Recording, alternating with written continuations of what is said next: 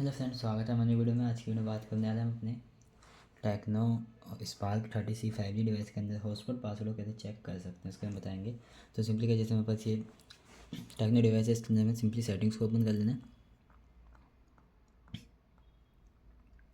Settings को open करने तो आपको इस तरीके से इंटरफेस देखने को मिल जाएगा। तो आपको नीचे आना है, नीचे आती है हॉटस्पॉट एंड कनेक्शन पे क्लिक करना है। इस ऑप्शन पे क्लिक करने के बाद आपका यहाँ पर ऑप्शन ओपन हो जाएगा। ओपन होने के बाद यहाँ पर पर्सनल हॉटस्पॉट पे आएंगे। पर्सनल हॉटस्पॉट पे आने के बाद हॉटस्पॉट सेटिंग्स पे क्लिक करना है। क्लिक करने से यहाँ पे आपको हॉटस्पॉट पासवर्ड इजीली यहाँ पे शो हो जाएगा, देखिए।